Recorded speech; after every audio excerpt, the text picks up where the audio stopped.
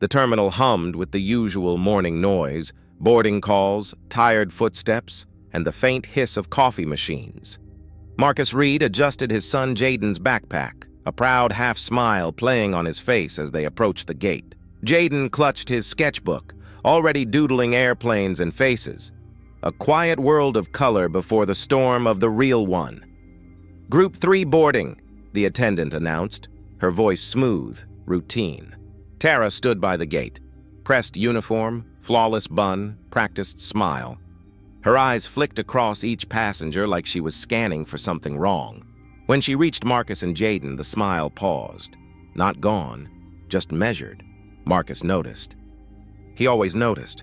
Years of walking through boardrooms where respect had to be earned twice taught him how to read hesitation.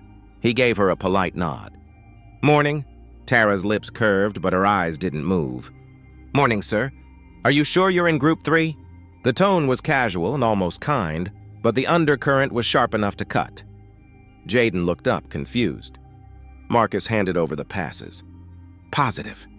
She scanned them, a flicker of surprise crossing her face when the system confirmed. "Go right ahead." Marcus smiled, soft, controlled. Didn't expect otherwise. They walked the jet bridge in silence. The hum of engines deepened, the air cooler, more metallic. Jaden leaned closer. "She didn't like us much, huh?" Marcus looked ahead, eyes steady. "Some people mistake uniforms for authority, son. You just keep drawing." The cabin light caught the father's reflection in the window. Calm, contained. A man used to battles fought without shouting. The calm before prejudice, disguised as professionalism, waited only for its moment to break. Jaden slid into his seat, eyes wide at the soft leather and window view. Marcus placed their carry-on above, calm, deliberate.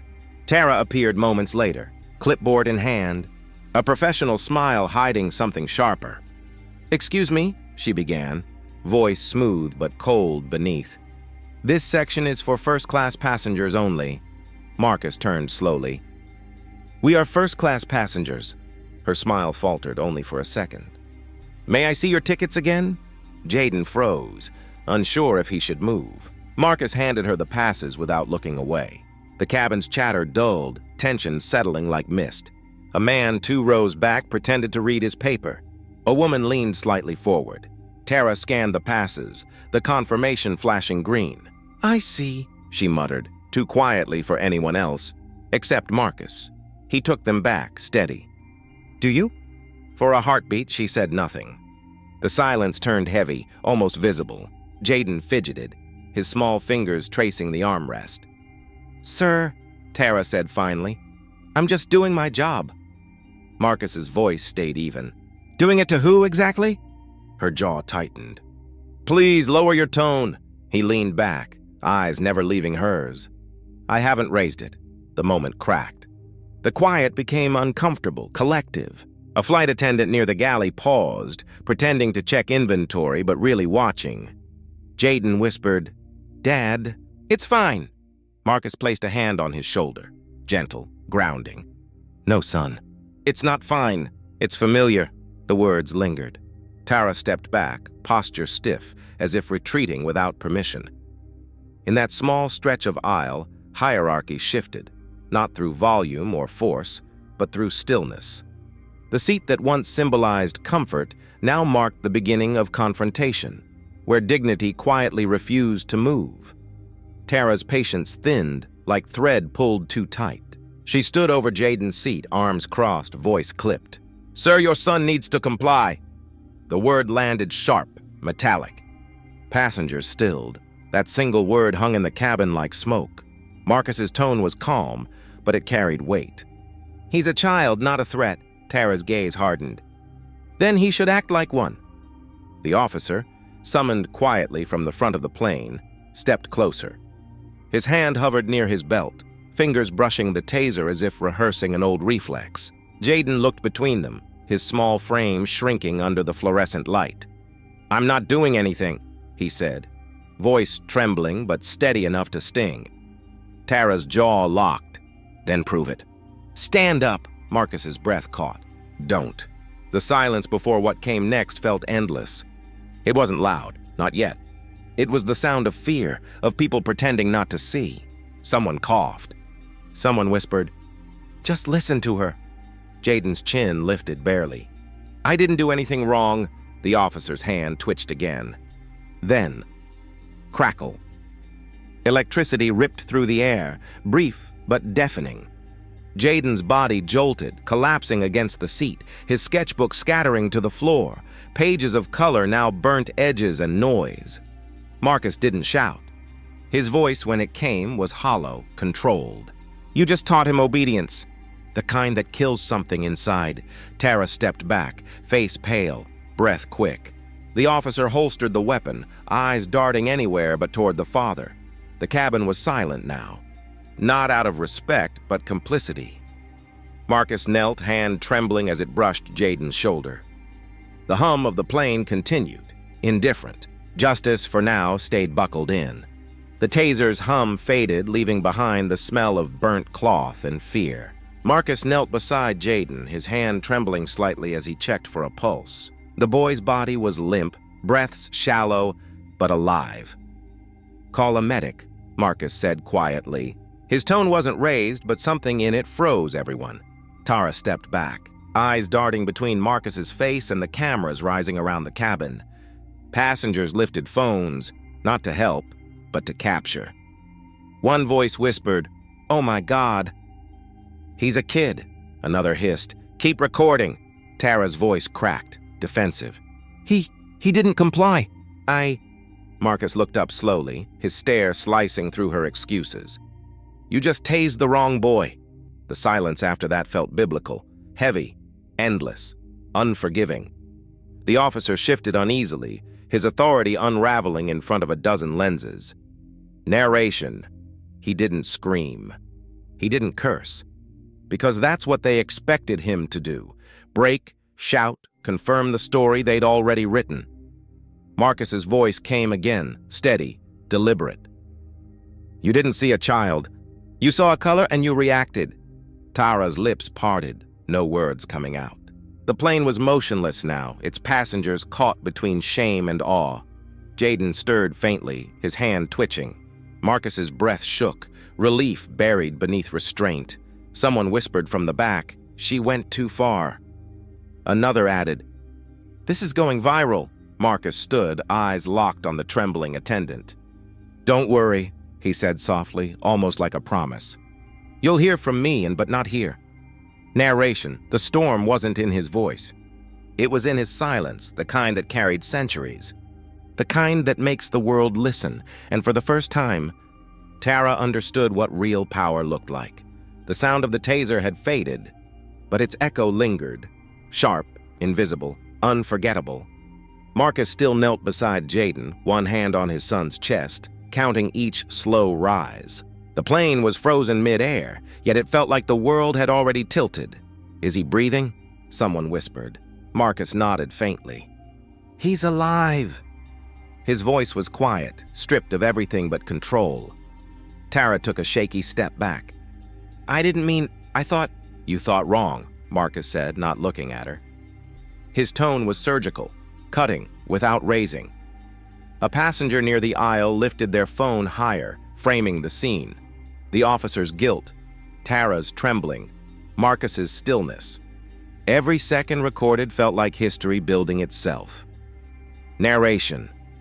In a world where proof is questioned and pain is debated, silence became the only thing that couldn't be edited.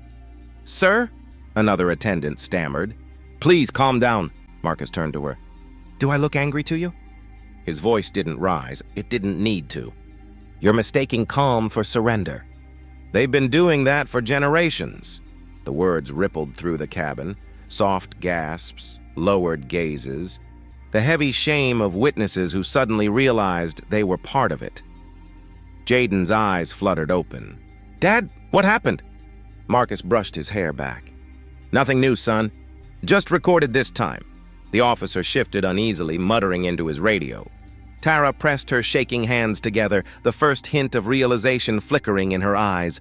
Not guilt, but fear of what came next. Narration. Truth no longer needed voices. It had video. And in that moment, silence wasn't submission. It was evidence. The hum of the engines returned, steady, indifferent, carrying them toward a storm far louder than the one inside. Marcus's hand trembled as he held Jaden's shoulder, not from fear, from memory. The hum of the plane blurred, and in that instant, time folded. He was 16 again, face pressed cold against a police car, the night air thick with sirens and shame. His father's voice had been steady then, almost whispering, "Don't move, son.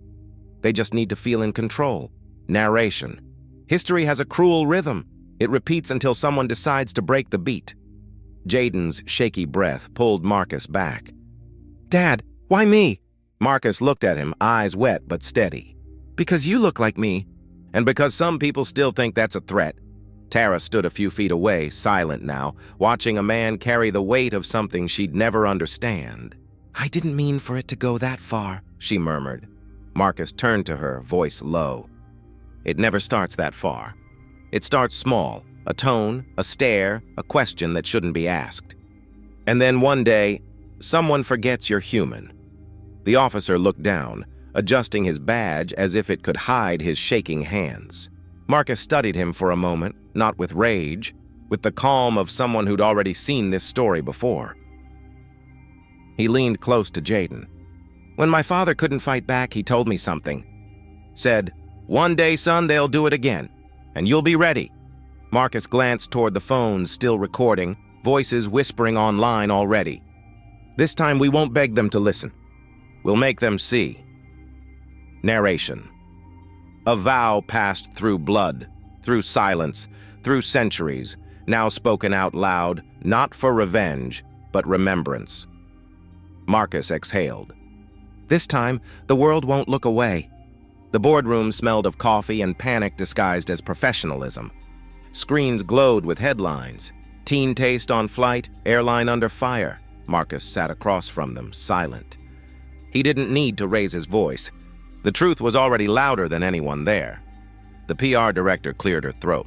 "Mr. Reed, the company deeply regrets what happened. An internal review has found no racial bias in the incident." Marcus tilted his head slightly. "No bias?" His words were slow, deliberate. "A black child was tased for sitting in the wrong seat. That's not bias.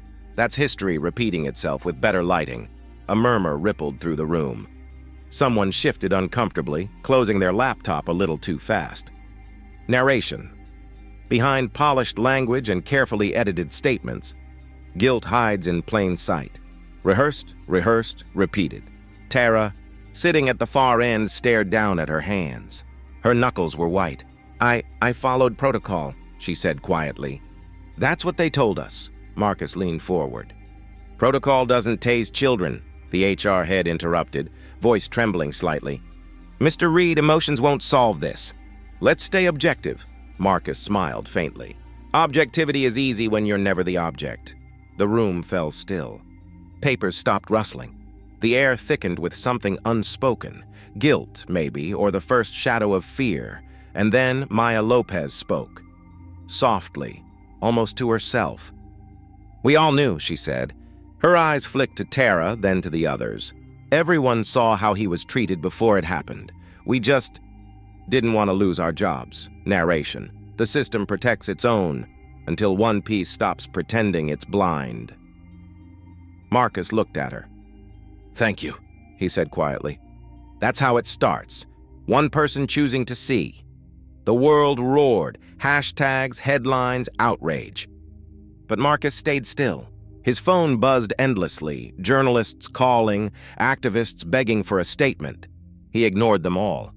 Silence was his strategy now. Narration. Sometimes noise hides truth. Marcus had learned long ago that power listens only when silence becomes dangerous.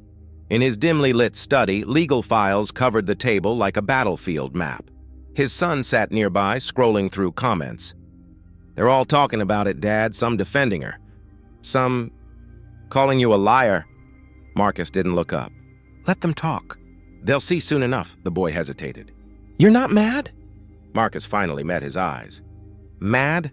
No, I'm focused. Anger fades. Proof doesn't." A knock on the door.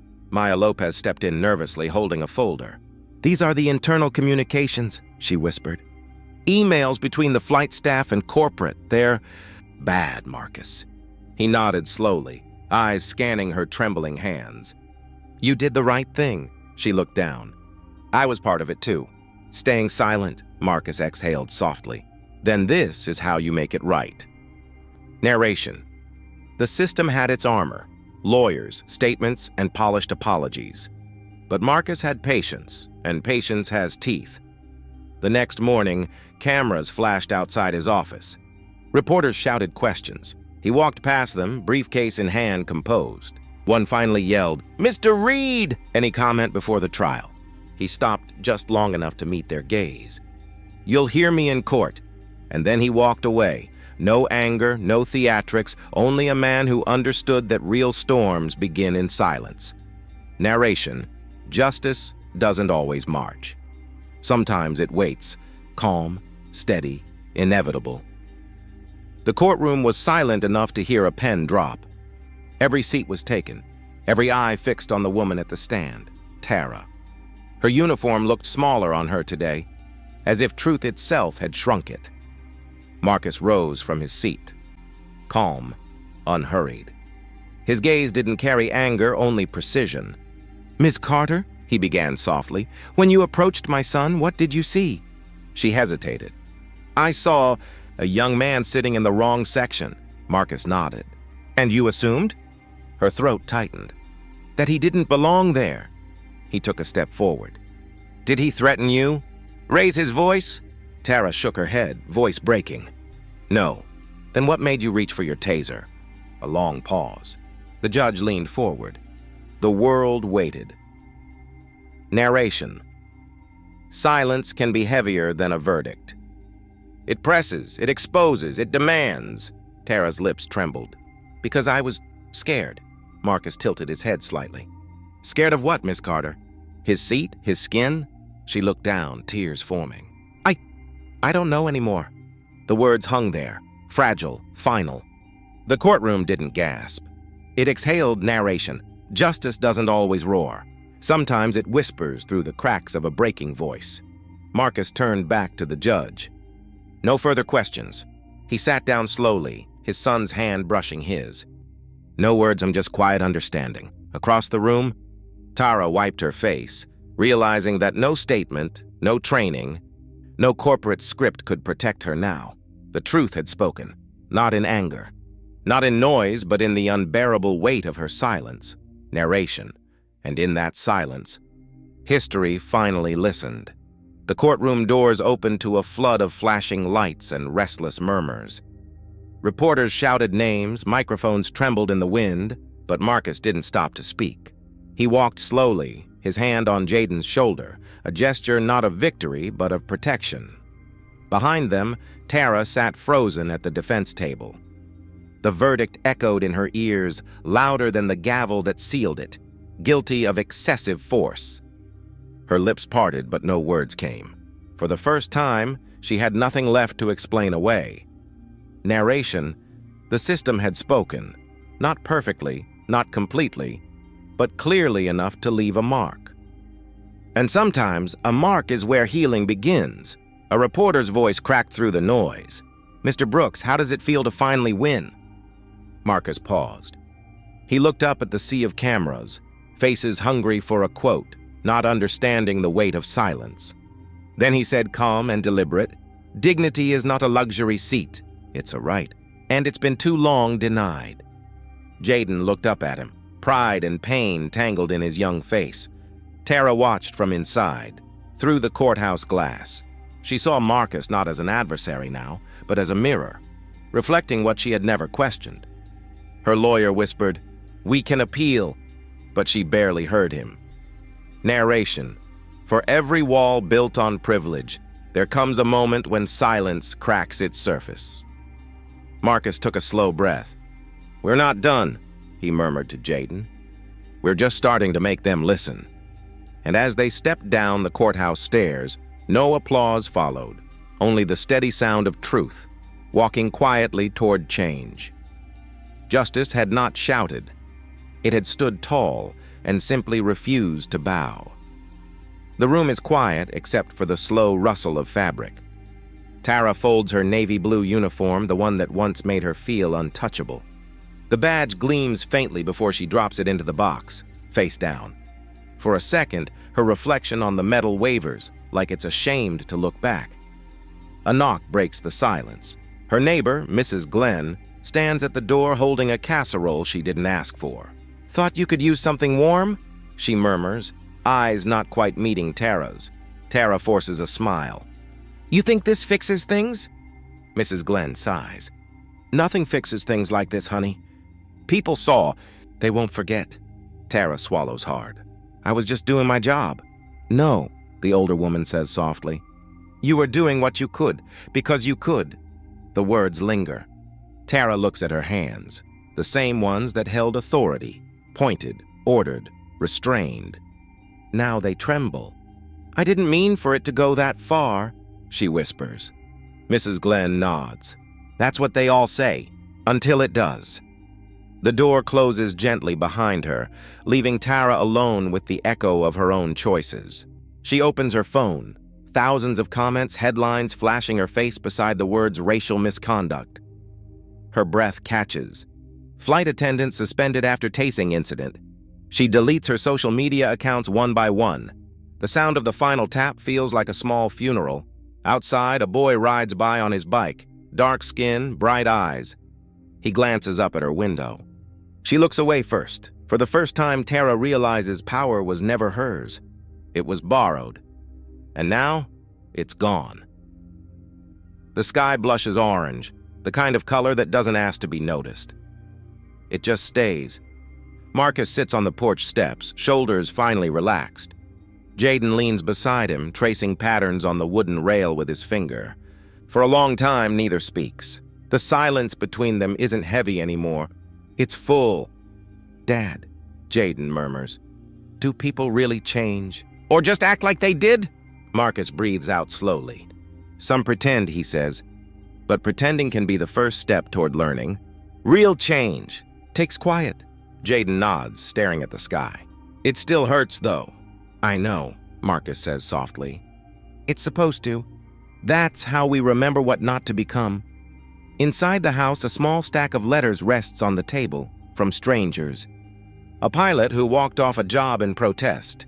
A teacher who changed her classroom rules. A mother who said her son slept better after watching Marcus speak on the news. None of them knew him, but they wrote anyway. Jaden looks over at him. "You didn't even yell, Dad." Marcus smiles faintly. "Sometimes the loudest sound," he says, "is being heard without shouting." The hum of a distant plane drifts through the air. Jaden looks up, no longer flinching at the sound. "Think we'll fly again?" he asks. "Yeah," Marcus says, standing. "This time, for the right reasons." They walk back inside, the porch light flicking on behind them. The letters stay on the table, edges curling from the night breeze. Silent proof that change doesn't need applause. Outside, the plane keeps climbing, disappearing into the quiet, where dignity at last feels like freedom.